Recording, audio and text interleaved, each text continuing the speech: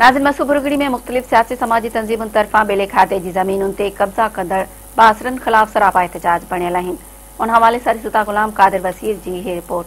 जी नाज़रीन, मसूबुरगढ़ी लॻो वाणकी वसी में बेलन की वाढी ऐं बहाली के हवाले से मुख्तलिफ सियासी समाजी तंजीमन पारा एहतजाजी मुज़ाहरो कयो पियो वञे। अचो त आयल अगवाणनि सां मेहरान टीवी पारा ॻाल्हि ॿोल करियूं त उन्हनि जो इन बारे में छा चवणु आहे। हिते हिननि खे इहो बि थ्रेट आहे त ही ज़ाती ज़मीनूं थींदियूं वञनि इलीगल अलाटमेंट थियण खां पोइ। इन एॾे वॾे थ्रेट हूंदे हिन ते जेतिरो ध्यानु ॾियणु घुरिजे ओतिरो हिन ॿेलो खातो हुन ते ध्यानु नथो ॾिए।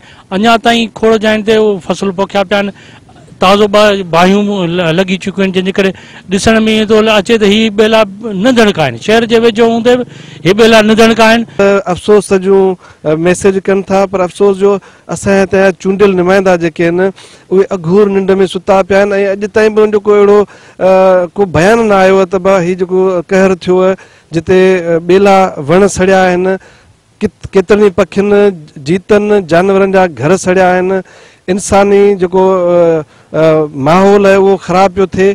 त असीं सम्झूं था त इहा हिकिड़ी गहरी साज़िश है ऐं असीं मुतालबो था करियूं त हितां जे चूंडियल नुमाइंदनि खे इन ते आवाज़ उथारणु खपे ऐं उन्हनि शरपसंदनि जे मथां केस दाख़िल करणु खपे। बेलन जी वाढी बहाली हवाले सां मुंहिंजो इहो मौक़िफ़ आहे त कुझु कब्ज़ा माफ़िया अहिड़ियूं आहिनि जेके कब्ज़े करण जे लाइ ॿनियुनि पोखण जे लाइ ॿेले खे साड़ीनि पिया ऐं वढनि पिया। जेको अमल तमामु वॾे वक़्त खां जारी आहे। असांजा एहतजाज असांजो आवाज़ बि तॾहिं खां आहे, पर उन हूंदे बि इदारो जेको आहे फॉरेस्ट इदारो जेको आहे उहो अञा उन अलाए छो निंड में आहिनि।